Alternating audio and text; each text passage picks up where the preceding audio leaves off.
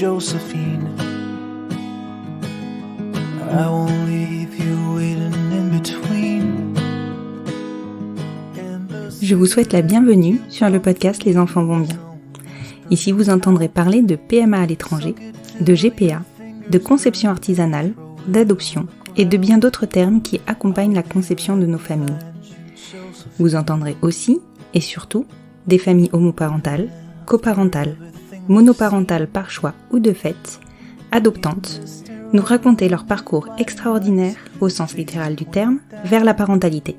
Parce qu'en France, le chemin est bien avancé mais n'est pas encore abouti, je vous propose d'écouter des témoignages de notre quotidien qui vont vous rassurer sur le fait que nos enfants vont bien. Vous écoutez l'épisode 42 du podcast Les enfants vont bien. On a tellement parlé du choix du donneur. C'est une question qui revient dans chacun de mes épisodes. Et pour cause, c'est un vrai enjeu dans nos parcours. Savoir quoi privilégier, statuer autour de son anonymat, envisager le rôle qu'il pourrait jouer au sein de la famille.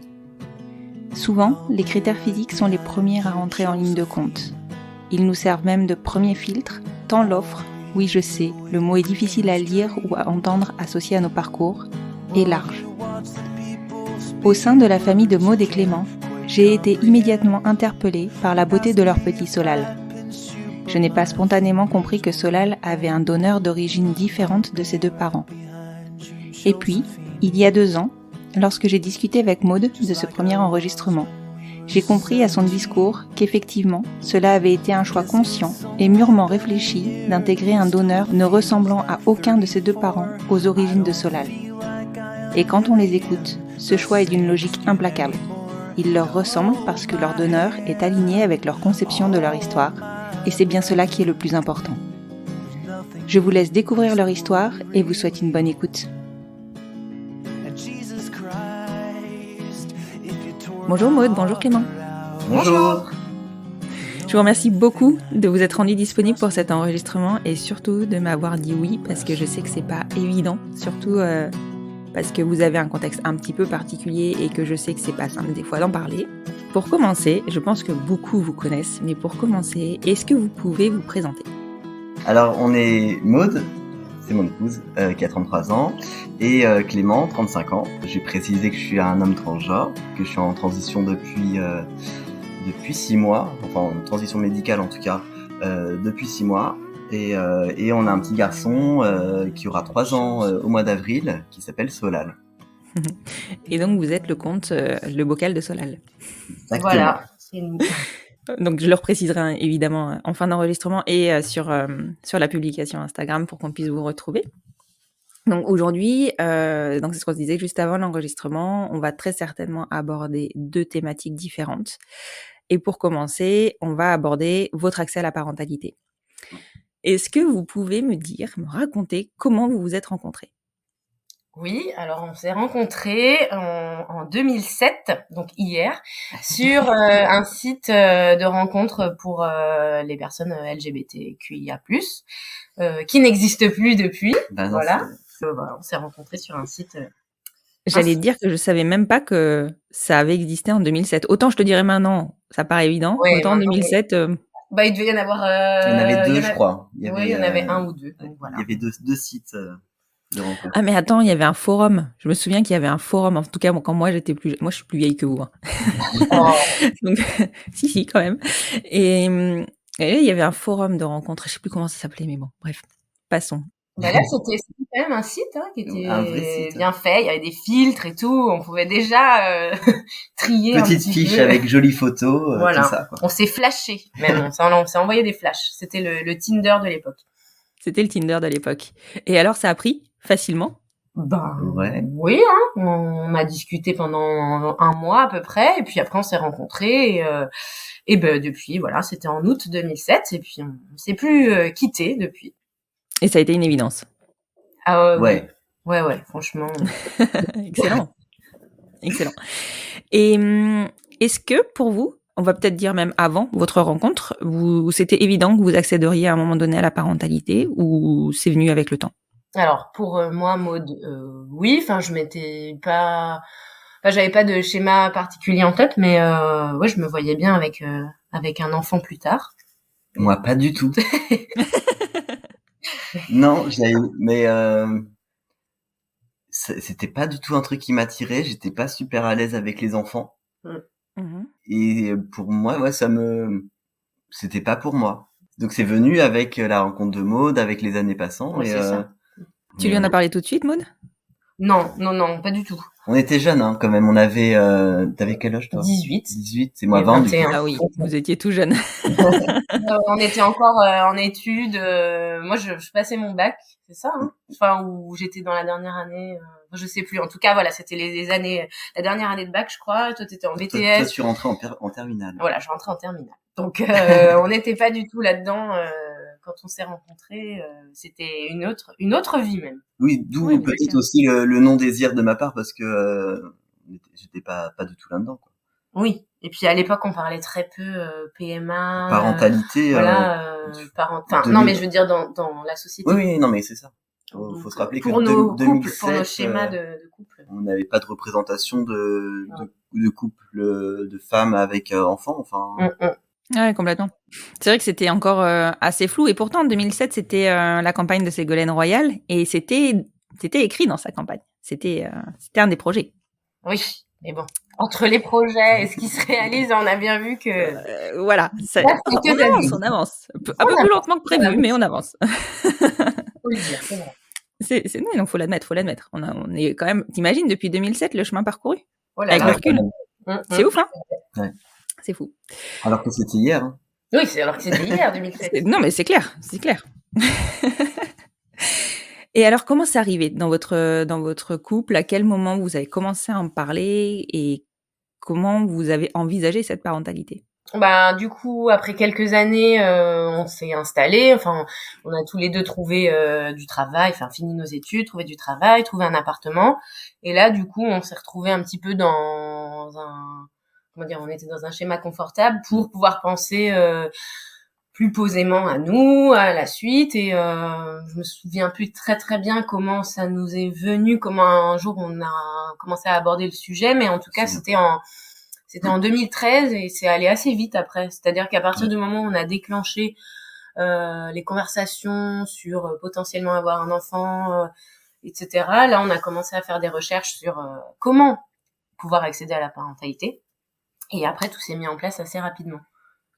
Et du coup, toi, Clément, c'est venu spontanément? Enfin, c'est quelque chose qui t'est venu dans la lignée de ta relation avec Maud ou il a quand même fallu que tu fasses un travail Je suis pas sûr d'avoir analysé complètement les choses. C'est-à-dire que je pense que c'est toi qui as abordé le sujet et puis je me suis dit pourquoi pas en fait. Et oui, voilà, c'était spontané quoi. Ouais, c'est ça. Et puis le chemin s'est fait tout seul finalement. Oui, je pense qu'on en a discuté, que t'as dû me dire. Mais c'est vrai ça a dû être assez fluide parce que franchement, on n'a pas de souvenir précis d'un déclic particulier, donc. Non, c'est vrai. Ça a dû se faire assez. Genre, on était posés, on avait l'appart, on avait la famille, on avait les amis, on avait tout autour de nous, et on s'est dit, pourquoi pas agrandir cette famille qu'on est déjà, mais à deux, et pourquoi pas ajouter un troisième membre. Ouais, c'était la suite logique en fait. Voilà, c'est ça. Il n'y a pas eu de débat en tout cas, il n'y a pas eu de. Enfin, moi, je n'ai pas eu à convaincre Clem ou quoi, ça s'est vraiment fait à deux. D'accord. Et du coup, vous en êtes arrivé où dans vos réflexions autour de cet accès à la parentalité? Qu'est-ce que vous avez fait comme choix? On connaissait la PMA à l'étranger. Assez rapidement, on s'est dit que on était moyennement emballé par le côté médical surtout. Hein. Moi, j'ai ce souvenir-là. Il y avait le côté médical, il y avait la logistique aussi. La logistique, parce qu'à l'époque, j'avais un boulot qui me permettait pas de me libérer facilement. Et c'était un peu source de stress pour moi de me dire qu'il faut partir du jour au lendemain et j'avais pas du tout la possibilité de le faire. Il y avait ça, hein, c'était Oui, voilà. Donc du coup, nous on est parti sur la méthode dite artisanale. On s'est dit que c'était pas mal de trouver nous-mêmes un donneur, voilà, avec qui on pouvait échanger en amont, quelqu'un qui habiterait, pas trop loin, et puis avec qui du coup ça serait facile. Nous en fait, on gérerait notre propre planning en fonction de nos tests, des tests d'ovulation, de la disponibilité de la personne qu'on rencontrerait. voilà, ça serait fait comme ça. Il y avait un point important aussi dans ce choix, c'était de se dire, on a des réponses et on a une histoire à raconter au futur enfant. À se dire, on a fait une rencontre, on a une histoire, on connaît, on a rencontré cette personne et puis voilà ce qu'on peut t'en dire. Oui. Je pense que c'est vrai que le fait aussi de le rencontrer, c'était important aussi de pouvoir avoir des éléments de réponse sur les origines. Oui, ça nous rassurait donneur, aussi de pouvoir Ouais, je comprends complètement. Ouais. C'est vrai que moi, avec le recul, c'est quelque chose qui me manque un peu. Alors, c'est propre à chacun, attention. Bien sûr. Mais c'est vrai que moi, avec le recul, je me dis que j'aurais peut-être aimé en savoir un peu plus sur notre donneur, sachant que nous, on ne sait absolument rien de rien, même pas son groupe sanguin. On sait rien. C'est vraiment. Et je me dis, j'aurais aimé. En tant que parent, en plus. Enfin, je suis même pas l'enfant pour le coup. Donc, en tant que parent, je me dis, j'aurais quand même aimé en savoir un peu plus. Bon, c'est comme ça, hein. Oui, bon, Après, c'est vrai que c'est vraiment propre à chacun. Il y en a aussi qui préfèrent ne rien savoir du tout sur la personne qui fait ce don. Et voilà, c'est le fait que ce soit complètement flou. Justement, il y a des personnes pour qui c'est rassurant, en fait. Ouais. Ah oui, mais et puis c'était ça, en fait. Nous, quand on a lancé ça, c'était une évidence et ça nous rassurait. C'est juste le cheminement, en fait, au fur et à mesure du temps où on se dit, et peut-être que d'autres font le cheminement inverse. Aussi, ouais. Oui, ça dépend des rencontres qu'on peut faire aussi, hein. C'est voilà, la méthode artisanale, c'est aussi des risques, voilà, savoir sur qui on va tomber, comment ça va se passer. Ça, on en avait conscience aussi, hein. Le fait de connaître le donneur, c'est rassurant, mais c'est aussi risqué. On ne sait pas ce qui peut se passer après, ce qu'il peut demander, est-ce qu'il va vouloir soudainement reconnaître cet enfant qui est de lui biologiquement. Enfin, voilà, donc. Et surtout en 2013, où on savait pas où on allait vraiment. Exactement, complètement. Là, c'était. Ouais. Mais bon, on a fait celui-là quand même. C'était encore autre chose. Bon, bref, voilà, vous avez fait ce choix. Et vous avez trouvé facilement un donneur ? Oui, étonnamment, parce que je dis étonnamment parce que ça s'est fait en 2 temps, mais fin 2013, quand on a cherché un donneur, on a trouvé un donneur assez facilement. Ouais, c'est une des premières personnes avec qui on a échangé. Et le feeling est bien passé, en fait. Ça s'est très très bien passé et du coup, on s'est dit on va le rencontrer, on va voir comment ça se passe avec cette personne et oui, ça, on l'a rencontré assez vite. D'accord. Voilà. Donc du coup, ça confortait en général quand les chemins se croisent bien, ça conforte que c'est le bon choix. Oui. Parce que dès la première rencontre, il y a eu un feeling, on a bien discuté, on a bien rigolé. Enfin, c'était important aussi qu'il y ait quand même ce contact. Oui, qu'on soit positif, à l'aise, parce que c'est quand même après quelque chose, une démarche tellement spéciale, tellement intime que oui, il fallait quand même que ça se passe bien en amont, qu'on soit à l'aise lui et nous. Bien sûr. Donc là-dessus, on commence quand même plusieurs essais. On a fait le tour de France, quand même. Oui, parce qu'il n'était pas tout à fait à côté. Il était en France, mais il n'était pas tout à fait à côté. Oui, d'accord, ok. Il était à Lyon, c'est ça ? Oui, on est allé plusieurs fois à Lyon. Pour le bois, pour faire les essais en fonction des disponibilités. D'accord. De chacun, parce que du coup, on a laissé sauter des cycles, etc. Enfin, on a laissé passer des cycles où on pouvait pas se déplacer. Enfin, voilà, c'était aussi une logistique. Et du coup, je vous ai pas demandé, mais donc pour le choix du donneur, ok, mais par contre, on n'a pas parlé de qui portait l'enfant. Oui, alors au début, on est parti sur l'idée que ça serait Clément, puisque ayant 2 ans de plus, on s'est dit voilà. Enfin, en fait, tous les deux, on n'était pas animés par un désir de grossesse particulier.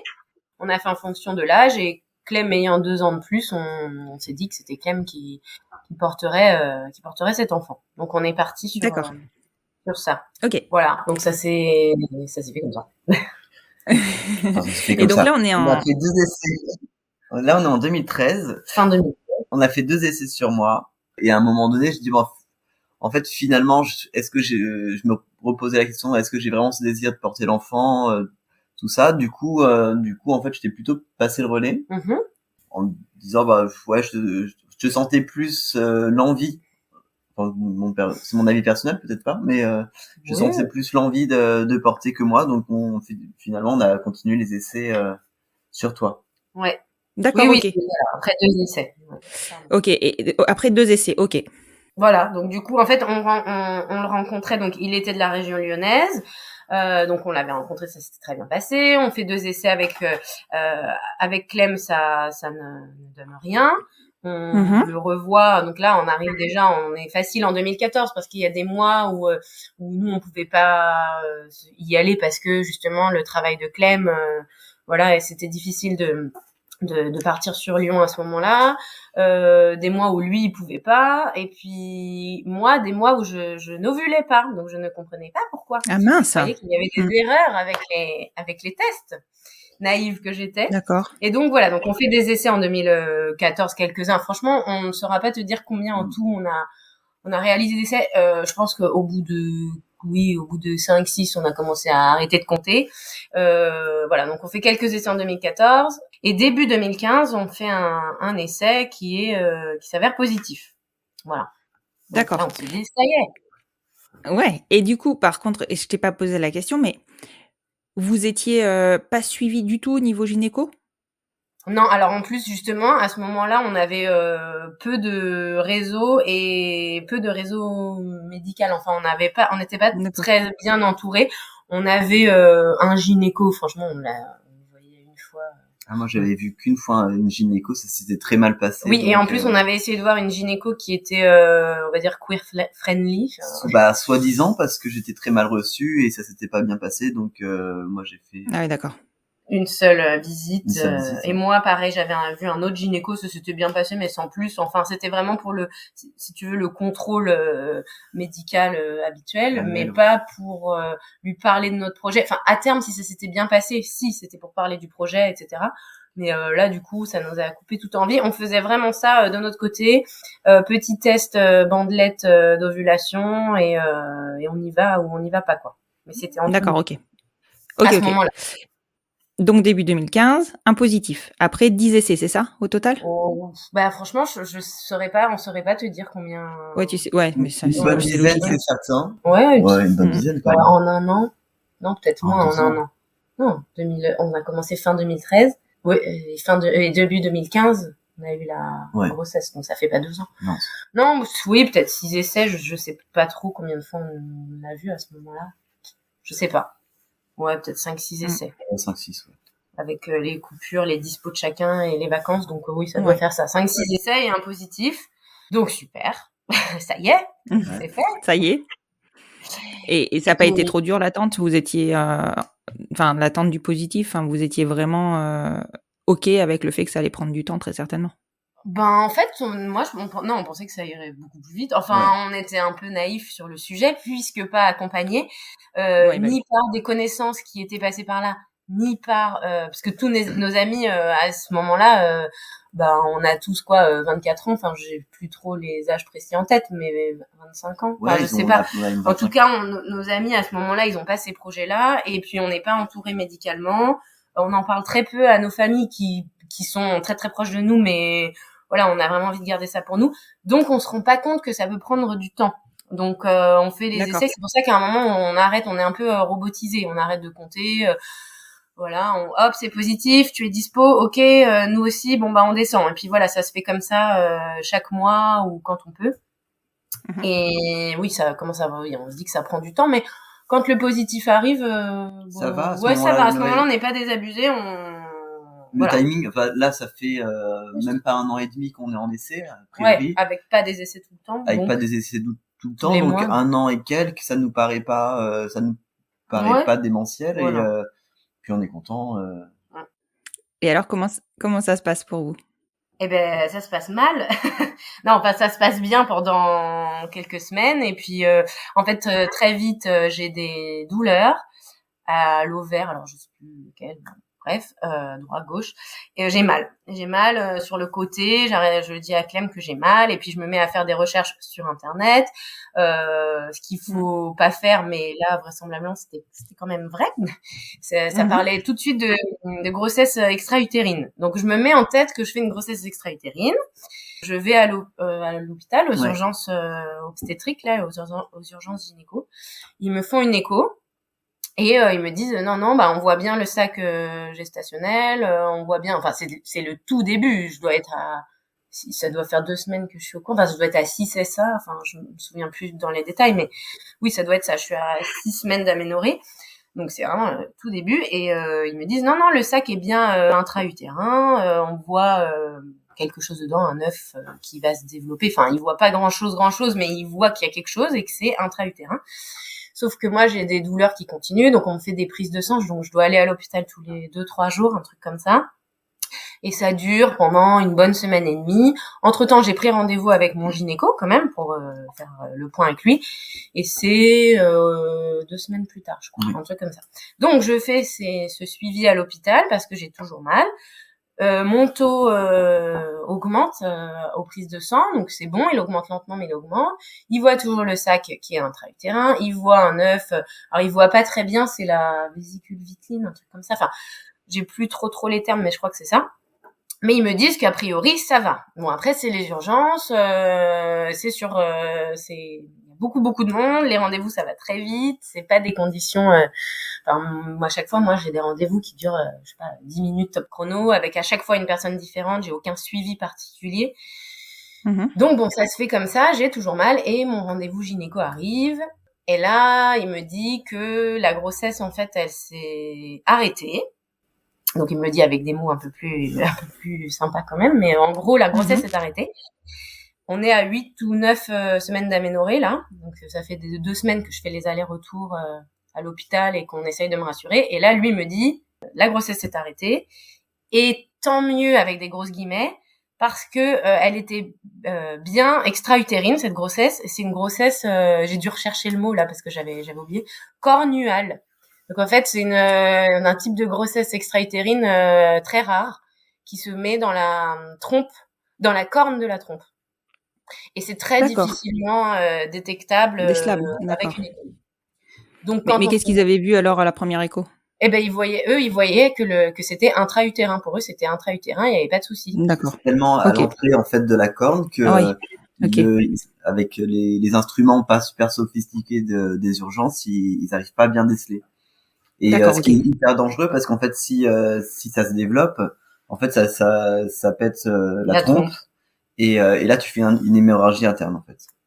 Donc c'est pour ça qu'il mettait des grosses grimées, mais il dit tant mieux parce que c'était un danger pour vous en fait. Ouais. Donc finalement valait entre guillemets mieux que ça se passe comme ça.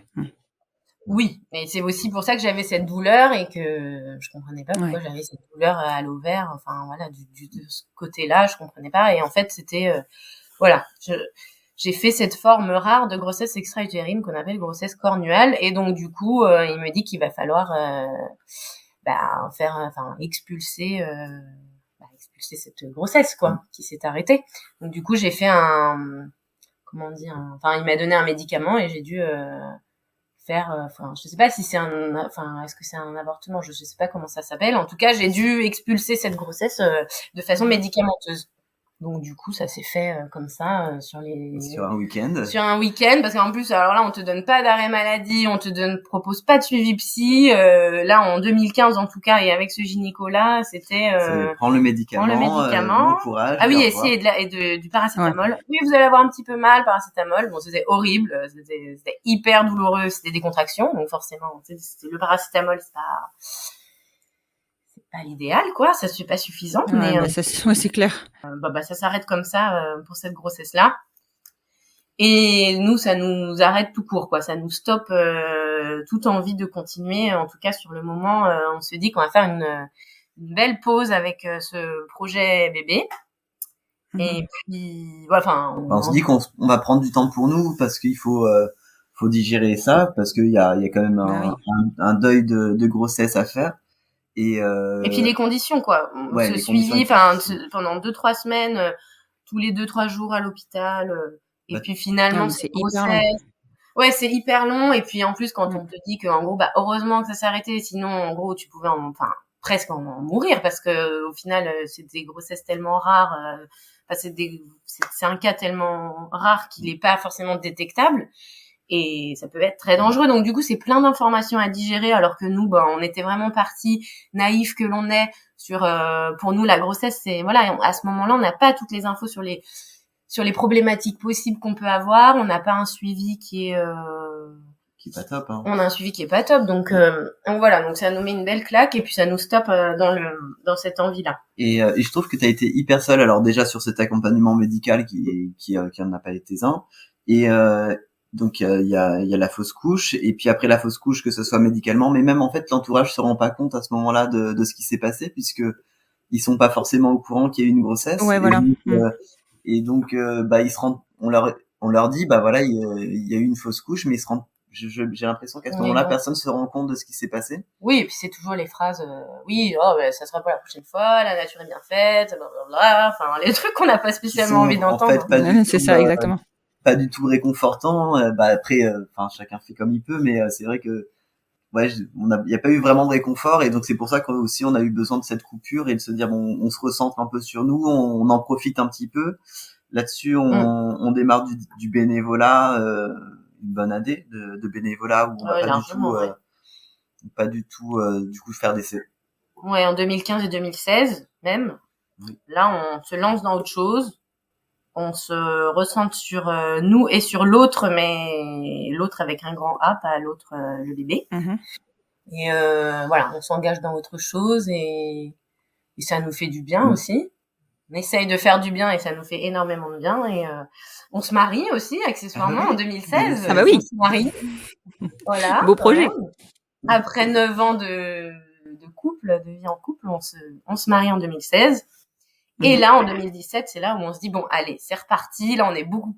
Enfin, il y a du temps qui est passé. On a de l'expérience. On a vécu plein de choses. On a rencontré plein de monde. On est beaucoup plus entourés.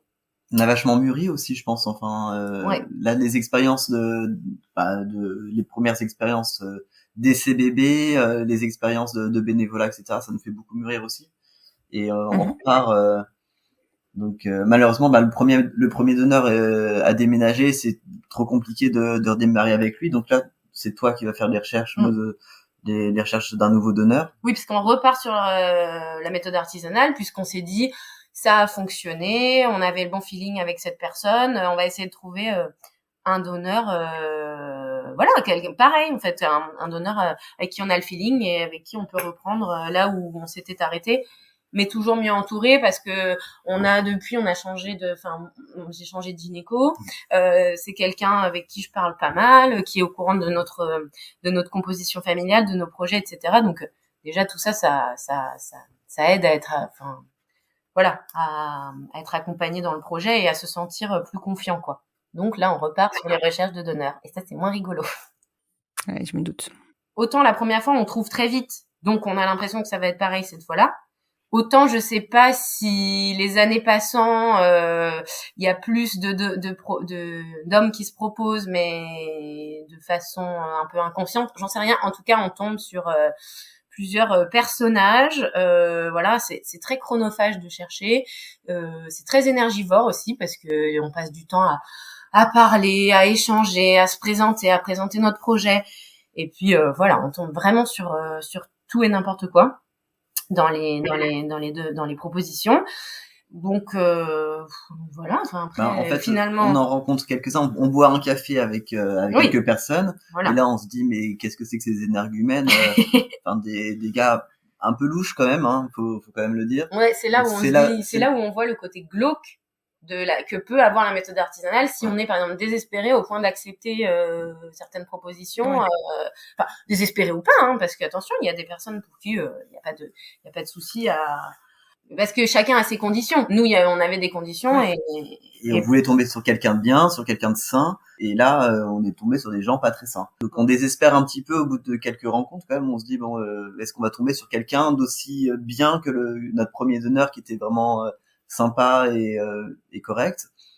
On en avait rencontré un qui finalement sera le donneur de Solal, mais qu'on avait mis, si je puis dire, de côté pour par rapport à ses origines. Voilà. Parce que c'était un homme d'origine asiatique, d'origine vietnamienne. Et nous, dans notre idée, dans notre idéal, c'était on cherchait un donneur de type caucasien, puisqu'on est tous les deux de type caucasien. Donc c'était au début un critère pour nous de trouver quelqu'un de type caucasien, alors même qu'on avait eu de bons échanges avec cette personne. Mais bon, voilà, je m'étais dit quitte à pouvoir entre guillemets choisir, je préfère essayer de trouver quelqu'un qui nous ressemble physiquement, j'entends. Oui, c'est ça. Ouais. C'était un critère au bien sûr. départ. Et puis en fait, cet homme, il nous recontacte parce qu'on a gardé un petit contact, voilà, et il nous dit, enfin, est-ce que vous voulez qu'on se rencontre quand même, etc. Donc on le rencontre en réel. Il habite pas loin de la maison, enfin pas très très loin. On est tous les deux de banlieue parisienne et tous les trois de banlieue parisienne et tous les trois du même département. Et donc il est assez dispo, donc on se rencontre et là franchement, on retrouve ce feeling qu'on avait eu avec le premier donneur, quelque chose de très simple. Lui, il a une histoire qui nous touche particulièrement, une enfance qui nous touche particulièrement, et puis sa façon de voir les choses pour la suite, c'est exactement la même que la nôtre, quoi. Donc, c'est-à-dire, je fais ce don, et puis après, si vous voulez me donner des nouvelles, moi, c'est avec plaisir, mais c'est pas moi qui vais interférer dans votre vie de parent avec votre enfant, mais je serais heureux d'avoir des nouvelles, y a aucun souci. Si un jour votre enfant veut me contacter ou veut en savoir un peu plus sur moi, je peux me rendre disponible pour lui donner ces informations-là, tout en n'interférant pas à aucun moment dans votre vie. Vous avez chacun votre rôle de parent. Moi, je suis le donneur de cet enfant. Et nous, c'était vraiment le cadre qu'on voulait donner à cette parentalité. On voulait pas de coparentalité et on voulait 2 parents avec un donneur. Et c'est voilà, on voulait aussi. Donc voilà, donc après ça nous a amené à la réflexion de savoir est-ce qu'on partait dans ce voyage-là de la parentalité avec ce donneur et donc avoir un enfant qui serait eurasien. Donc on savait qu'il serait magnifique, c'est pas le problème, mais c'était cette potentielle recherche de ses origines, parce que c'est normal, à un moment je pense que beaucoup des enfants issus de dons ont des questions, recherchent un petit peu d'où ils viennent, etc. Ça, y a aucun souci là-dessus. Mais c'était, est-ce que le fait de se voir dans un miroir et de se dire mon reflet, c'est pas celui de mes parents. Enfin, je ressemble pas, même s'il ressemble beaucoup à Clem, mais voilà, j'ai ces traits eurasiens que n'ont pas mes parents. Les moqueries potentielles, parce que hélas les enfants sont très très durs entre eux, ils trouvent n'importe quel moyen pour se moquer.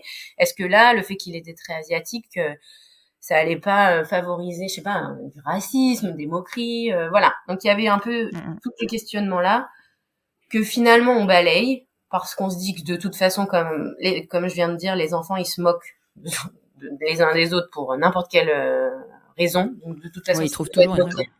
Voilà, il sera moqué. Nous, on lui donnera les armes, en tout cas les mots, enfin voilà, pour se défendre au mieux. Être fier aussi de qui il est, d'où il vient. Il aura toutes les informations sur ce géniteur. Donc même s'il a une recherche un peu plus intense que d'autres sur ses origines, il aura les réponses pour cette recherche-là. Donc voilà, en fait, on a un petit peu tout qui s'imbrique en se disant, bon, on s'est un petit peu pris la tête pour rien, même si c'était bien d'avoir... Je pense qu'il fallait quand même passer par cette réflexion quand même. Ouais, c'est clair. Parce qu'elle est importante, et puis parce que de toute façon c'est aussi le quotidien, c'est affiché sur nos visages que génétiquement il y a une différence. Donc ouais, non, voilà, c'était bien d'y réfléchir. Il fallait quand même pas foncer tête baissée sans se poser de questions. Mais c'est toujours l'idée de pas faire un bébé à tout prix, c'est-à-dire de le faire, mais toujours de façon réfléchie pour que plus tard, s'il a des questions, nous on ait les réponses, parce qu'on y aura pensé avant, quoi. Oui. Puis je suppose que vous avez dû vous interroger aussi sur les réflexions des adultes, parce que déjà qu'on nous pose tout le temps la question de comment on a fait nos enfants, là forcément le fait que Solal ait des origines qui ne soient pas les mêmes que les vôtres, ça l'est interpellé encore plus. Oui, alors franchement, l'idée, pour les adultes, moi j'y ai pas tellement pensé sur le moment. J'étais fixée sur les moqueries potentielles des enfants, je sais pas toi. Les adultes en soi, en fait, on se disait, de toute façon, ils vont nous poser la question, comment il a été conçu cet enfant. Oui, de toute façon, il y avait un truc évident, c'est que à l'époque, on était identifiés comme 2 femmes, et que de toute manière, il était évident que ça pouvait pas être nos 2 gènes, nos gènes à chacun. Donc, sauf si on avait fait une fibre ou pas, etc. Mais on savait même pas que ça existait à l'époque. Oui, mais de toute façon, c'était pas, c'était de toute façon. Oui, pas nos 2 gènes. Oui, effectivement. Pas nos 2 gènes. Oui, effectivement. Donc à partir de là, comme il était évident qu'il y avait forcément Oui, complètement. que l'un ou l'autre de nous qui avait porté. Mais aujourd'hui, on peut te confirmer que oui, les adultes posent plus de questions quand c'est un enfant qui ne nous ressemble pas, à fond et qui a d'autres traits. Voilà. Oui. Là, c'est plus d'ailleurs pour l'instant les adultes que qui se posent des questions. un peu, à savoir si, en gros, est-ce que vous l'avez adopté, quoi. Mais ils nous le demandent pas comme ça, hein, mais cela dit, en fait, parce que c'est même pas forcément, on a eu l'expérience d'une personne idiote, mais genre pas forcément mal intentionnée, qui en fait se disent tout de suite, bah vous l'avez adopté. Enfin, sans le dire clairement. Oui, mais c'est votre fils. Ah bon, mais d'accord. Mais comment c'est possible? Mais il a des traits asiatiques. Oui. Enfin, voilà. Oui. Bon, et on attend la suite, mais comme nous on développe pas, il développe pas non plus, et puis ça s'arrête là, et puis on s'en va. Mais enfin, ça nous est arrivé quoi, 2-3 fois en tout. Ouais, mais c'est quand même assez gênant. En plus, ils le font devant l'enfant, quoi. Donc là, pour l'instant, il comprend pas trop, mais ouais, mais c'est clair. Donc oui. En fait, sur le moment, on s'interroge pas trop sur les adultes, mais finalement, c'est les pires pour l'instant. C'est eux qui s'immiscent un peu trop par rapport à ces traits et à ces origines. Ouais, j'ai le cas avec les triplés, moi, de mon côté, et c'est pour ça que je suis étonnée que les gens rentrent pas tant que ça. Enfin, moi, vraiment, les gens, ils ont des discours, mais hyper déplacés vis-à-vis des filles. Ouais. Le nombre de fois, on m'a dit, c'est bien chez les autres, c'est parce que vous avez pas pu avorter. C'est là, mais et devant les enfants, quoi. Ouais. Mais c'est horrible ce qui vous arrive. T'es là, mais non, tout va bien. Je me dis, mais et encore maintenant à 6 ans, hein. Encore maintenant à 6 ans. Hein. Devant les filles, en plus ? Devant les filles. Ah. Oui, bah ça, c'est un petit peu ce que je crains pour la suite. C'est ce qu'on disait, c'est que quel que soit le sujet, les gens ont quelque chose à dire de toute manière. J'aurais même pas pensé, pour les triplés que tu puisses avoir de réflexion, mais si. Et donc tu vois, c'est des origines, ça aurait pu être totalement autre chose. Donc, il y a toujours quelque chose. Après, c'est à nous aussi, par l'expérience des réflexions qu'on peut avoir. À chaque fois, on se débriefe en disant, la prochaine fois, qu'est-ce qu'on dit, en fait. C'est ça, parce que devant le fait accompli, on est un peu perdu, et après, on dit, alors la prochaine fois, il faut qu'on dise comme ci, comme ça. Et en fait, on affine le discours. Je pense qu'on va être de plus en plus affirmé aussi dans nos réponses à un petit peu stopper les gens, et surtout, quand Solal est là, parce qu'il a pas à entendre ça, il faut qu'il reste dans son monde d'enfant, et puis, les enfants, ils voient pas la couleur, donc, ils s'en foutent de savoir, si t'as les yeux bridés, si t'es noir ou si t'es blanc. Je pense que on les voit jouer tous ensemble, et eux ils s'en foutent, et effectivement c'est plus un regard d'adulte de se dire mais toi t'as les yeux bridés, ou il y a que nous qui voyons ça, en fait. Mais complètement, les enfants, ils voient absolument ni les couleurs, ni les différences. Alors, au niveau des familles, un petit peu quand même. Je trouve que maintenant, les enfants, ils comprennent, mais je crois que c'est surtout les paroles de leurs parents qu'ils entendent dans la maison, et du coup, ils redescendent l'info. Un enfant, effectivement, s'il voit la différence, et si tu lui dis, c'est comme ça, il va dire, ok, et puis il pense à autre chose, et c'est fini pour lui. Donc, c'est exactement ça. Il n'y a pas de grande difficulté, on va dire. Non, mais je suis complètement d'accord avec toi. Moi, avec vous, pardon. Moi, c'est ce que je constate aussi au quotidien avec les enfants et à l'école avec les enfants. Et souvent, quand les enfants viennent me voir en me disant, mais c'est pas possible que elles aient deux mamans, les filles. Ben, si, c'est possible. La preuve, ok. C'est ça. Donc, ils vont pas chercher plus loin. C'est intégré. Non. Bon, je savais pas. Maintenant, je sais. Et puis c'est tout, quoi. Sauf si c'est bon, c'est possible. Et que, en parlant. Voilà. Et après. Ma copine, elle a deux mamans. Mais c'est pas possible qu'elle ait deux mamans. Si. C'est ça. Et nous, on a eu une petite fille comme ça qu'on a eu à la maison et qui est venue sans problème, tu vois. Et puis, elle explique à ses parents le soir que les enfants ont deux mamans. Et sa mère, elle lui dit, oui, non, mais la deuxième maman, c'est pas sa vraie maman. Oh. Voilà. Donc, on a dû réexpliquer. Bien sûr, voilà. Ouais. Bon, après, c'est comme ça. De toute manière, on le sait avant de faire nos enfants qu'on va qu'on va être confronté à ça. Ouais. Oui, c'est jamais agréable d'être confronté à ça, par contre, mais bon. Oui. Ouais, je me doute.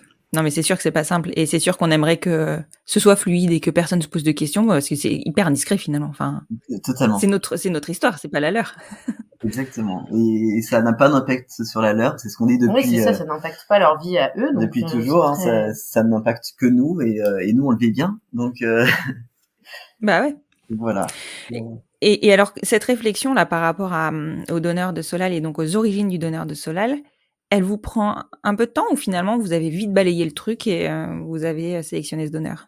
Alors, au début, quand même, si, c'est-à-dire qu'on se dit, quand on échange avec lui, on voit que ça se passe bien, que ça a l'air, en tout cas, par nos échanges écrits, ça a l'air d'être quelqu'un de bien, mais on se dit pas, on va quand même le rencontrer, on se dit, non. On l'a quand même laissé de côté, effectivement, quelques mois, en cherchant quelqu'un d'autre.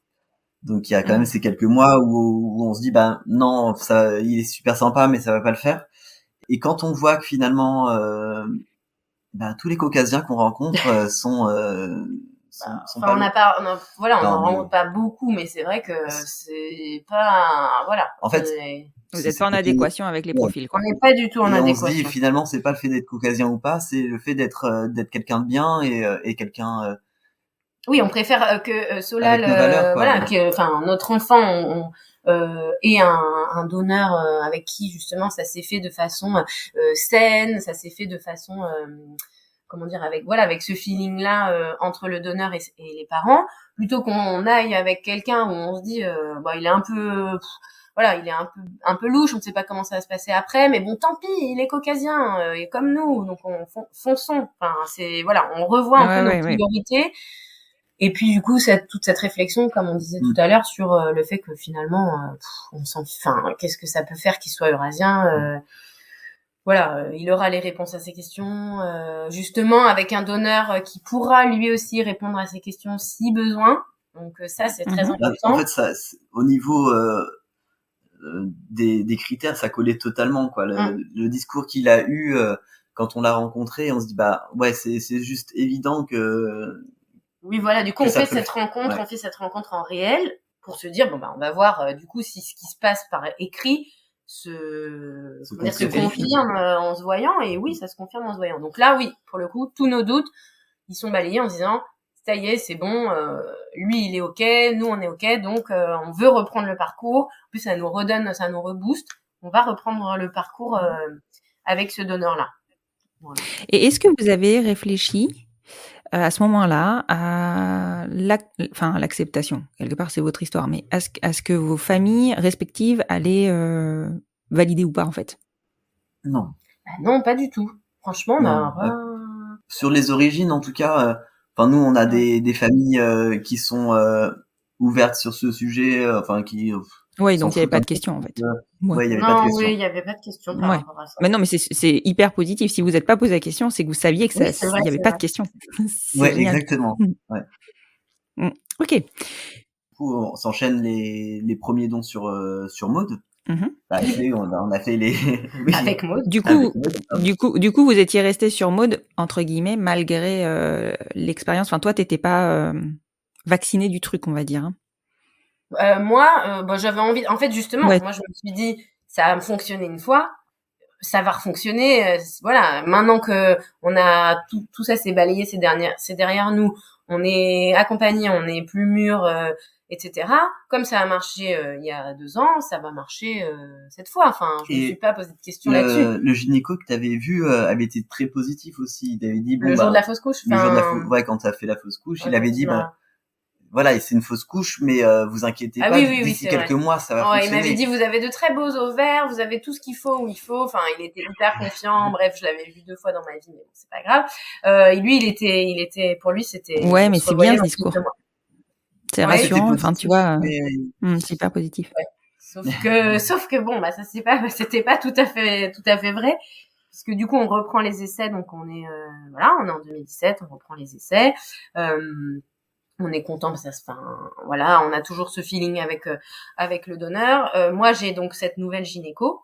Je lui parle du projet. On a dû faire peut-être 3 essais négatifs, et puis je lui dis qu'il y a des mois où mes tests. Alors, on a évolué dans les tests d'ovulation. On est sur des trucs un petit peu plus précis, etc. C'est plus la petite banquette. Mais donc je lui en parle et je lui dis surtout que donc il y a des mois où j'ai l'impression de ne pas ovuler. Et puis toujours ces douleurs atroces pendant les règles, mais que j'ai depuis des années. Donc voilà, avec l'entourage qui te dit que c'est normal d'avoir ces douleurs, puisque voilà, il faut subir pendant ces périodes de menstruation. Et ma gynéco qui m'arrête et qui me dit non, on va reprendre depuis le début. On va faire des examens, voilà. Et tout de suite, elle pense ovaire polykystique et endométriose.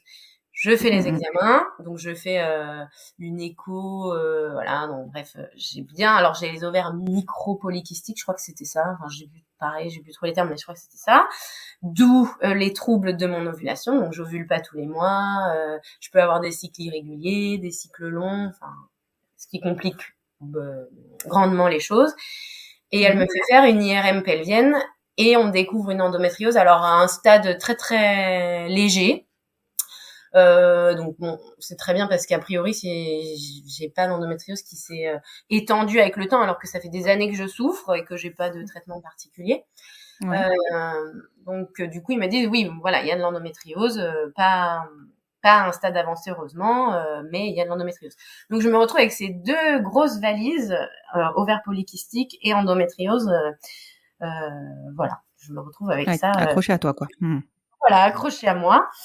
Évidemment, je sais que les deux pathologies font que ça va être plus compliqué pour concevoir un enfant sans aide médicale, mais je me mets dans un déni, si tu veux, où je me dis mais non, ça a marché une fois, je vois pas pourquoi ça refonctionnerait pas. Enfin, en fait, je me lance dans une espèce de course à la grossesse, mais c'est un peu pour le coup obsessionnel et pas du tout rationnel, quoi. Ça va marcher, je vais porter notre enfant. À ce moment-là, Clem me dit, c'est là où tu te proposes une première fois. Oui, je dis une première fois, je dis bah écoute, c'était un jour où on allait faire un essai. Ouais, une période où on devait faire un essai. Je crois que t'étais pas sûr de ton ovulation. On avait quand même programmé le rendez-vous et je lui dis écoute, là moi je suis en ovulation, si tu veux, on le fait sur moi. On tente. Mais je dis ça innocemment. Et Maud en fait le prend comme un coup de massue et parce que je le savais pas mais que t'étais de cette façon obsessionnelle dans ton truc de te dire il faut que je tombe enceinte et le prend super mal parce que enfin ouais, j'ai l'impression que ça t'a déchiré quoi d'imaginer que ça puisse être moi à ce moment-là. Et non, c'est pas possible, c'est moi qui fais les essais et du coup on fait quand même l'essai sur toi. Voilà, qui est négatif bien sûr. Puisque voilà, ça va être très compliqué. Et je le sais. On connaît la fin de l'histoire, donc. Voilà, donc négatif. Et donc là, je fais donc en tout là, j'en refais pas beaucoup. Je fais genre deux essais sur moi, en disant voilà, faut que j'y arrive. Et d'un coup, donc là, bon, tout ça s'est passé. On est genre en 2018 du coup avec tous ces examens, on est en mi-2018 pratiquement. Et là, je lâche un peu l'affaire et je dis c'est bon, j'en peux plus en fait, et j'ai plus envie. Là, c'est moi qui me dit ça marchera pas, j'ai pas du tout envie j'ai plus envie de continuer. En tout cas, j'ai envie de passer le relais si tu veux toujours prendre ce relais. Je pense qu'en fait, tu avais besoin de ce temps pour faire le travail psychologique, de se dire OK, ça sera pas moi. Ça sera pas moi, ou en tout cas pas dans ces conditions-là. Et moi, j'avais envie que ça se passe dans ces conditions-là, avec ce donneur-là. Et du coup, voilà. Voilà, le temps a fait son effet. Et puis du coup, tu me proposes, tu me dis écoute, on savait que le donneur allait bientôt partir, je crois. Non, enfin, on savait pas. Je sais plus. Mais en tout cas, oui, le donneur allait bientôt partir parce que du coup, je propose à Clem de prendre le relais. Et Clem, toi, t'es OK. Je dis OK, de toute façon. En fait, ça fait tellement longtemps qu'on est dans ce truc-là que je dis OK, comme si en fait ça n'allait jamais arriver. C'est vrai. Je dis OK, de toute façon ça continue. Enfin, c'est le chemin. On essaye, ça marche pas. En fait, voilà, notre parcours pour avoir un enfant, c'est juste des essais infructueux. Voilà. Et on ne se dit pas que ça peut fonctionner à un moment. En fait, on est vraiment parti dans cette. C'est pour ça que je te dis qu'on ne compte plus les essais avec toutes les pauses, les annonces diverses, etc. À un moment, on sait plus où on en est. Et nos essais, ça sera des négatifs. On fait même plus les tests, on attend les règles et puis hop, c'est assez automatique, quoi. Sauf que là, du coup, le donneur nous annonce qu'il part dans 2 mois, qu'il déménage dans le sud. Donc nous, c'est pas possible, on va pas suivre dans le sud, c'est beaucoup trop compliqué. Et puis on se résigne, on se dit bon, écoute, on fait ces 2 derniers essais là, et puis si ça fonctionne pas, et puis ça veut dire que voilà, on va rester tous les deux. Peut-être qu'on se renseignera sur une PMA en Belgique, mais sur Clem, pour pas qu'on parte dans des histoires de FIV, etc. Mais peut-être, mais c'est pas sûr. Voilà, dans l'idée, on fait les 2 derniers essais, et puis si ça fonctionne fini, pas, très probablement que ça s'arrêtera là. Voilà, c'est qu'on est fait pour... vous êtes assez fataliste pour le coup. Oui, voilà, là pour le coup, on est vraiment fatigué de que ça fonctionne pas, et du parcours, quoi, des nouvelles qui sont pas bonnes à chaque fois, donc c'est un peu pénible, et voilà, Donc, premier essai sur moi. En juin 2018, ça fonctionne pas. Ok, on se redonne rendez-vous en juillet. Pour se dire adieu, fin juillet. puisqu'il Là, s'en va. c'est vraiment l'ultime. Oui, donc là, il vous a informé qu'il s'en allait. Ouais, il nous a dit je pars dans le sud. En fait, il avait été partait la semaine d'après. Il était muté, donc il nous avait prévenu en mai. Il nous dit en juillet, je pars dans le sud. Ok, très bien. Donc on fait cet essai en juin négatif. Et on fait l'essai en juillet, donc le dernier, et on se dit au revoir, et on se dit merci pour tout, bonne continuation dans le sud pour lui, et on croise les doigts, mais voilà quoi. Sans vraiment y croire, ouais. En plus, on partait en voyage en août, donc en fait... Oui, je te propose de faire un test de grossesse avant de partir, ou d'emmener un test de grossesse, parce qu'on partait tout début août, donc ça faisait à peine 2 semaines. À savoir qu'on partait en Iran en plus. Donc, oui. donc voilà, j'étais à 2 doigts de faire un test, et puis je fais non. Ni d'en emmener, on n'en emmène même pas. On n'en emmène pas, on verra bien. Je dis on verra bien. Et nous voilà partis avec nos sacs à dos en Iran. Voilà, le pays le plus open pour les droits LGBT du monde, bien Comme sûr, c'est bien connu. Mais quelle idée à ce moment-là. Après, ça doit être magnifique, hein. Ah oui, c'était la 2e fois qu'on y allait, en fait. On y était déjà allé l'année d'avant. D'accord. Pour notre voyage de noces. Voilà. D'accord. Non, c'est magnifique. Et du coup, on voulait vraiment y retourner. On avait des amis là-bas aussi qu'on voulait revoir, etc. Donc du coup, on repart, et puis pareil, on se pose pas trop de questions sur l'issue du test de toute façon. On y pense un petit peu en fond, mais sans trop. Moi, je vois des premiers signes à me dire bon, c'est quand même peut-être que c'est positif, mais sans trop le dire. Oui, tu m'en parles pas, c'est vrai. Non, je t'en parle pas trop parce que... Pas donner d'espoir. Bah non. Oui, voilà. C'était tellement on sait jamais ce qu'on s'invente dans sa tête. C'est vrai que c'est ça, c'était tellement improbable que je me dis, je le sens, mais sans vouloir y croire. Et puis, à un moment donné, quand même, j'ai vachement de retard. Oui, c'est ça. Et puis moi, tous les jours, je lui dis, t'as tes règles. Le lendemain, t'as tes règles. Voilà. Et le voyage se passe avec chaque jour, t'as tes règles, 10 fois par jour. Donc voilà. Donc au bout d'un moment, quand même, c'est notre ami qui va acheter un test de grossesse pour nous, parce que voilà, donc, la barrière de la langue, le flip un peu, on sait pas trop quelles sont les mœurs par rapport à ça là-bas. Et donc notre ami va acheter un test de grossesse. On se retrouve dans un café qui s'appelle le Don Café, donc c'est quand même assez rigolo. On a pris une photo de l'endroit parce que voilà. C'était improbable. Et je vais avec en plus c'était toute une histoire. Bref, je vais aux toilettes faire le test. Alors évidemment, vu que c'était finalement plutôt avancé, parce que ça faisait c'était mi-août quoi. Donc oui, ça faisait un mois presque qu'on avait fait l'essai. Un mois de grossesse finalement. Donc ça s'affiche tout de suite. Et puis voilà quoi. On fait. J'arrive, ils étaient tous les deux en train de boire un verre à table. Je dis c'est positif.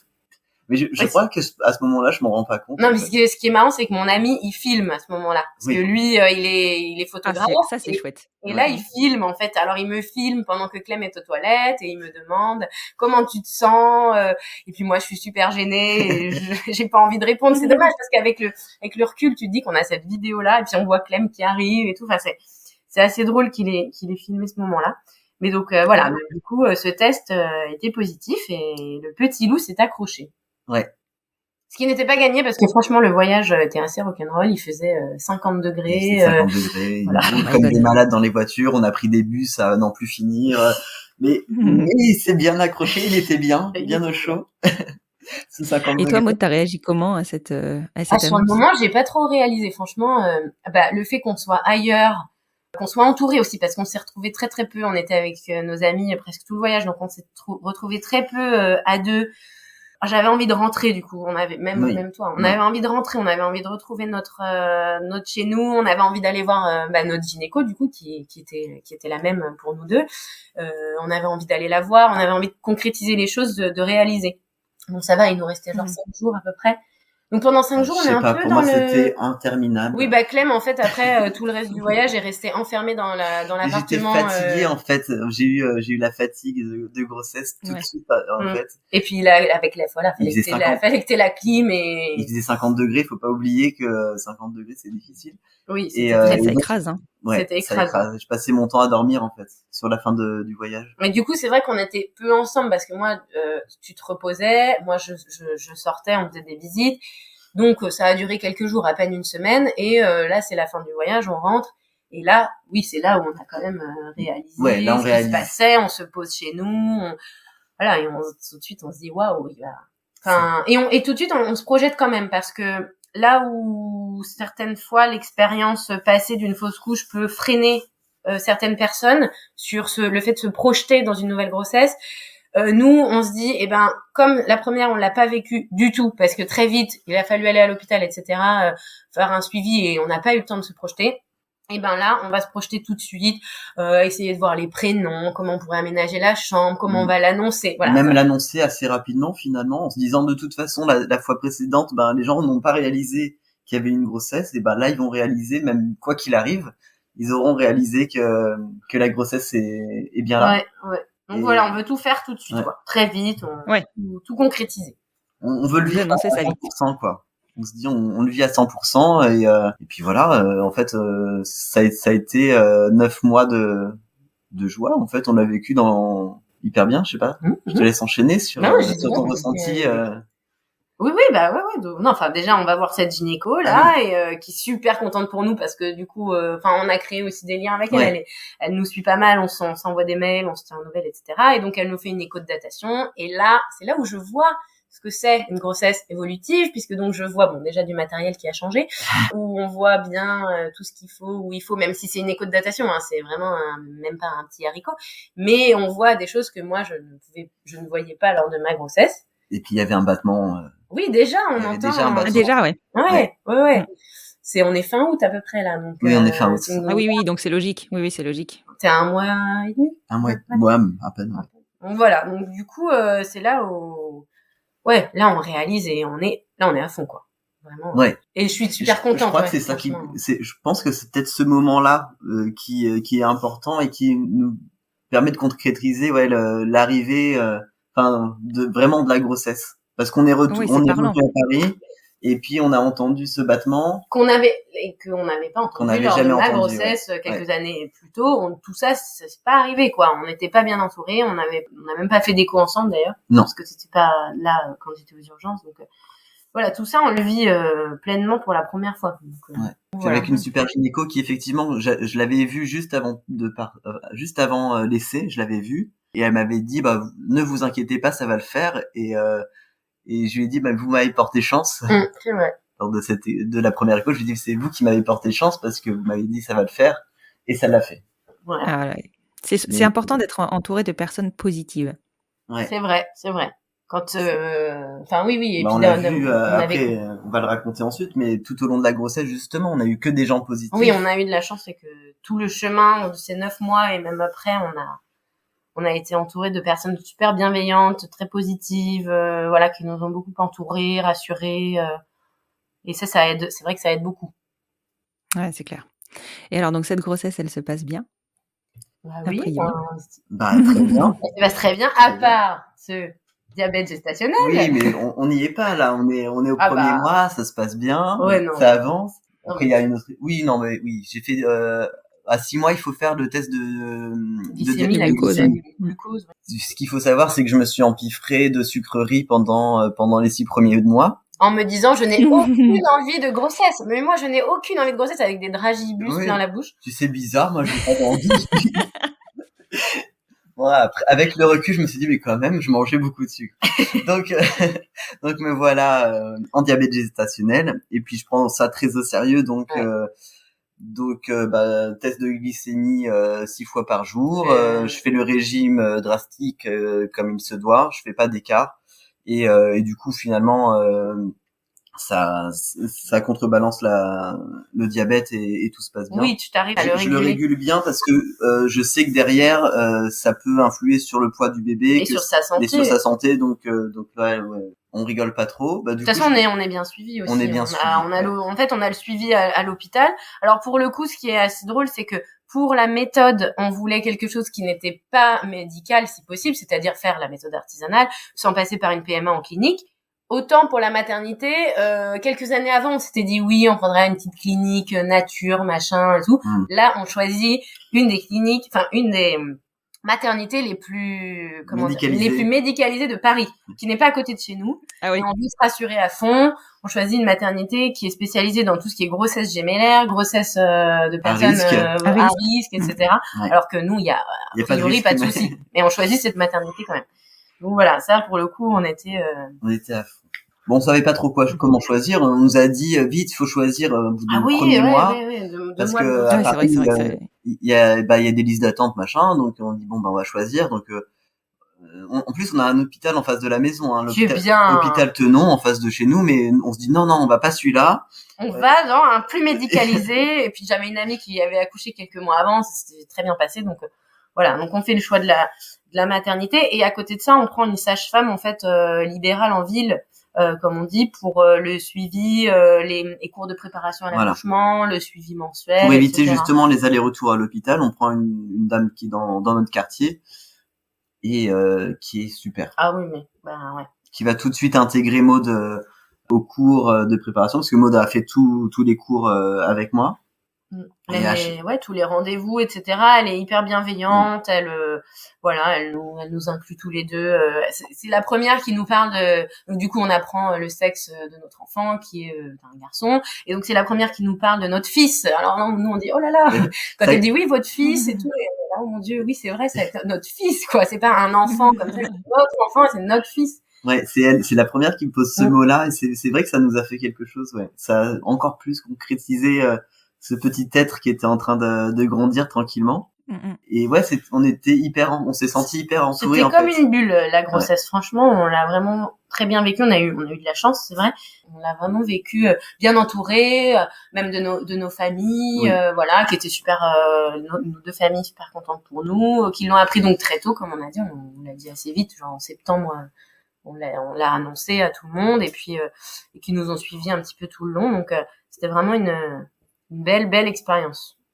Ah oui. Même, pour toi qui a porté, on a eu un super souvenir, de toute la grossesse, vraiment de A à Z. Je le disais au tout départ, mais ça a été 9 mois de bonheur, quoi, clairement. Ah, c'est chouette. T'as pas eu trop de mots en plus. Non, pas trop de mots, un peu, un peu de nausée au départ, début. Pendant un mois peut-être, mais un petit mal de dos, enfin les mots classiques que t'as pris en charge avec l'ostéo. Oui, parce que j'ai eu mal au dos, et j'ai vu une fois une super ostéo qui m'a débloqué tout de suite, et donc vraiment tout a glissé parfait, quoi. C'est vraiment la grossesse rêvée. Et Solal est arrivé à terme. Et Solal 9 jours en avance, quoi. Ouais, 9 jours avant le terme. Donc bon, alors on raconte Clem adore parler de l'accouchement, c'est son moment préféré. Alors il a de la chance parce qu'il a accouché et il adore en parler. Donc c'est pas forcément le cas de tout le monde. Parce que c'est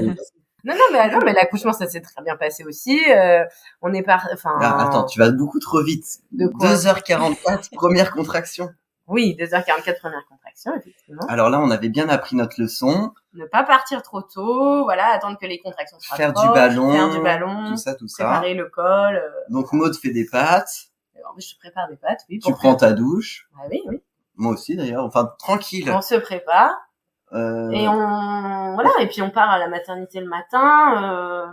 On avait des. Ah oui, tu racontes vraiment tous les détails. Tu sais que c'est pas forcément très intéressant. Mais on avait quand même prévu de se faire livrer à 9h des courses. Les courses du mois que je n'arrivais pas à annuler. Donc du coup, je fais venir ma mère à Paris pour qu'elle vienne à l'appartement pour récupérer cette énorme commande qui est non annulable et non remboursable de courses mensuelles. Et nous, on part à la maternité. à 7h30. On arrive à 8h à la mater. Et Et tu passes la journée. Ton col, il est ouvert à 2, non? Non, il est à 3 quand on arrive. Sauf qu'après, donc ils disent oui, c'est bon, c'est pour aujourd'hui. Donc là, moi j'étais content. Oui, c'était pas du faux travail, il fallait pas rentrer. Ouais. J'avais peur qu'on me dise non, rentrez chez vous. Je sais pas pourquoi. Parce qu'on n'était pas à côté, comme on l'a dit, donc du coup c'était pas très pratique de rentrer. On avait pris le taxi et tout, ça m'aurait embêté de faire le retour. Enfin bref. Et donc ils mettent tout de suite là, comment ça s'appelle ce truc qu'ils te mettent sur le ventre pour le monito. On est zen. J'ai juste une peur, je veux pas que Maud s'en aille. Oui, c'est très pratique pour aller aux toilettes, prendre un petit verre d'eau, un café. Il faut pas que je parte. Je voulais pas. Même elle allait dans le couloir, j'ai dit tu reviens, tu restes pas loin. Mais à ça, c'est à cause de Baby Boom. Parce que il y a un épisode où le gars il fumait sa clope et on le retrouve pas. Alors, et elle accouche évidemment, non? Et il arrive pile poil, mais moi je voulais pas de ça. Hein. Non, j'étais là, il y a pas de souci. Donc non, si moi je voulais la péridurale, donc tout de suite je préviens, je veux la péridurale. Et très tôt en fait ils mettent la péridurale. J'étais assez étonné, je pensais pas qu'ils allaient le faire si tôt. Ils mettent la péridurale. Tant mieux, je sens plus les contractions. Et donc on me met en salle d'accouchement, on attend. Ça dure longtemps quoi. Toute la journée, ça dure toute la journée. Parce que la péridurale elle ralentit le travail et donc l'ouverture du col. Donc à 5 ça commence à stagner. Ça commence à être très long parce que au final on tous pas mais bon c'est. Ouais et puis en fait je suis en ouverture à 5 mais je suis ouvert. Je suis ouvert. Oh, oui, je sais pas. Oui, bref, c'est ouvert à 5 et ça stagne pas mal en fait. Et donc à un moment donné en fait elle a alors je sais pas à combien, bon c'est pas très important. Elle a percé la poche pour accélérer le travail parce que ça s'ouvrait plus. Et en fait là où on a eu peur c'est qu'on avait une bonne sage-femme qui était super sympa et comme elle est restée toute la journée avec nous, son service s'arrêtait et elle devait partir et elle nous dit il va y avoir le roulement des sages-femmes, il va y en avoir une autre, mais vous allez voir, elle est super, etc. Vous inquiétez pas, parce que toujours pareil, nous, on a envie d'être entourés de personnes bienveillantes, qui ne m'excluent pas, qui sont, Et donc, on a un peu peur parce que ça se passait bien avec cette sage-femme-là, et elle s'en va. Une autre sage-femme arrive, et en fait, elle est top, quoi. Elle arrive genre vers 20h, je sais plus trop. Quelque chose comme ça. Toi, t'as accouché vers 22h44. À 22h44. Et cette sage-femme arrive, et quand le travail se met en place, elle est là et elle est vraiment très très sympa. Et on a créé en très peu de temps une relation avec cette personne-là. C'est là où on voit que vraiment la puissance des soignants bienveillants et du relationnel, c'est hyper important. Cette sage-femme-là, on l'a retrouvée depuis sur les réseaux sociaux. Je sais pas, peut-être qu'elle nous écoutera.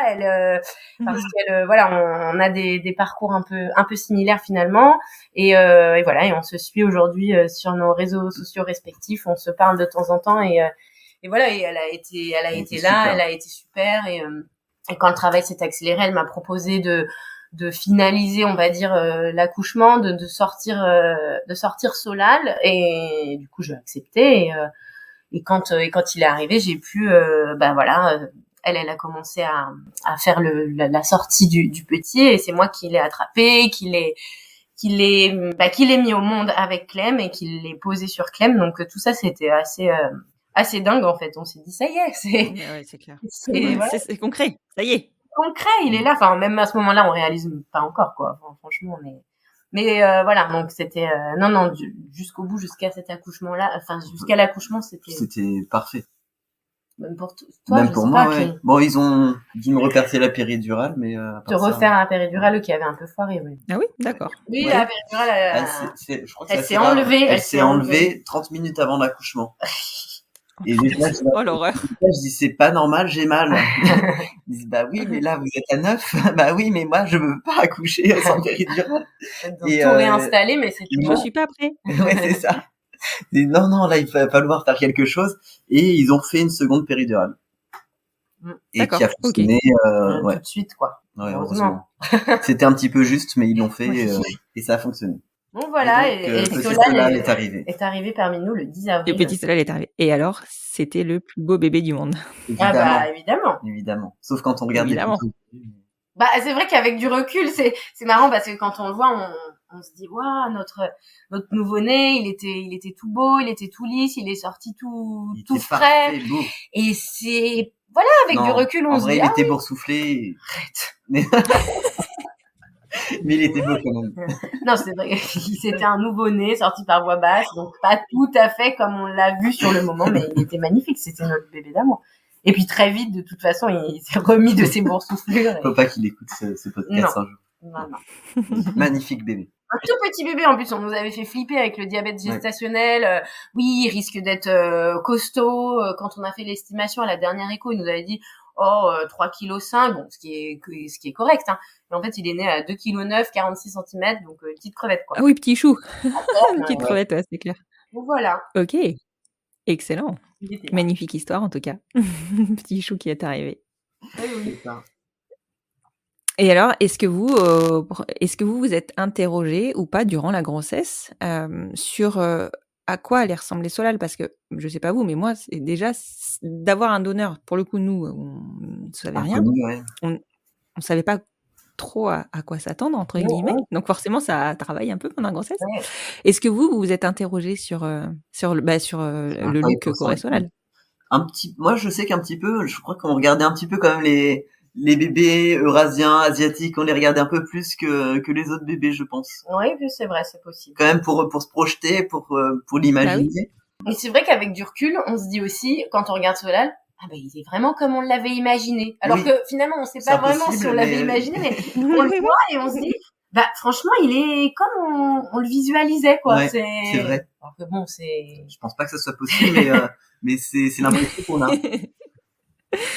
Oui, en fait, c'est comme on a l'impression qu'ils ont toujours été là et qu'avant, il y avait... Oui, voilà, on se demande comment on vivait vivait avant, hein. C'est ça, c'est vrai.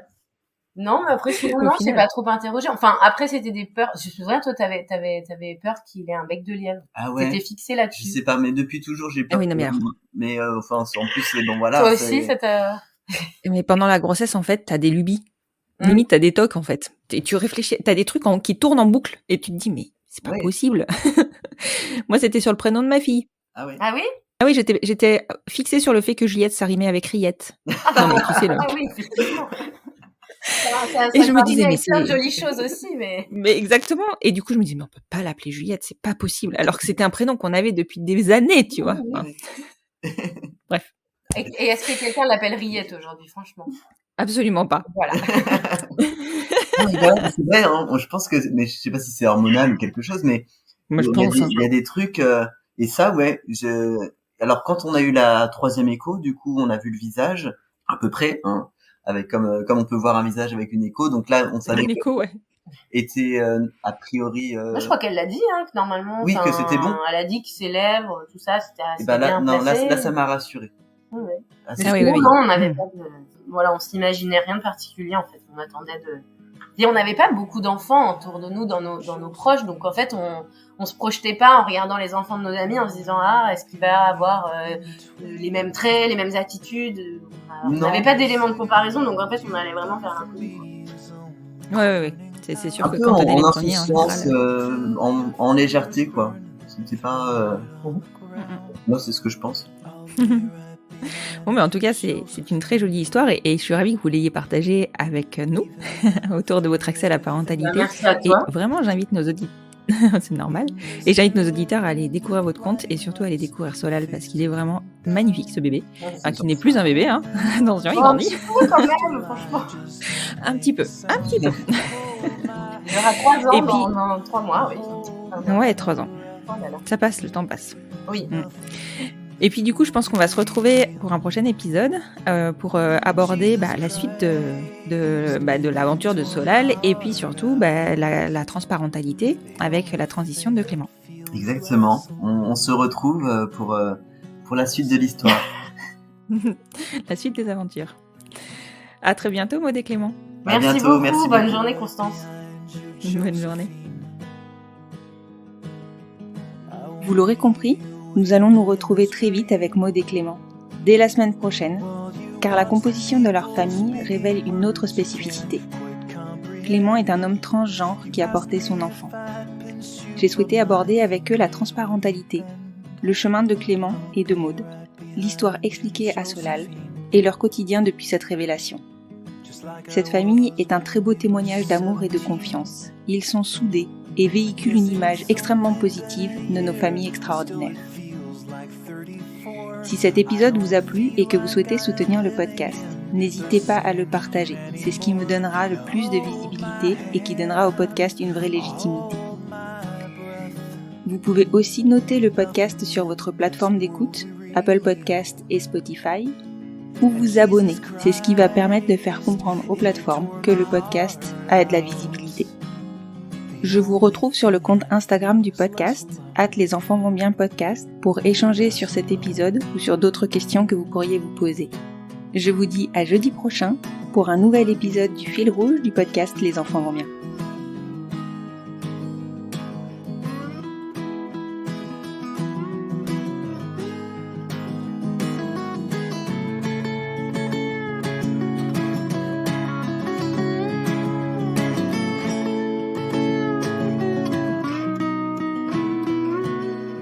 I'll be right behind you, Josephine.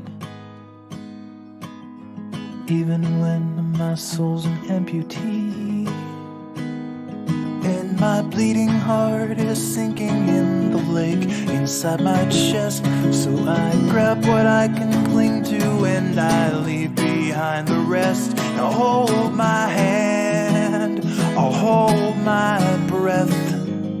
There's nothing in this world we really own. Jesus Christ, if you tore my heart out, the only thing I'd feel was less alone. Now hold my hand and take my breath and leave behind the things you'll never own.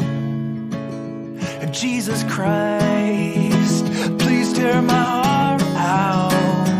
Oh, I wanna feel a little less alone, less alone.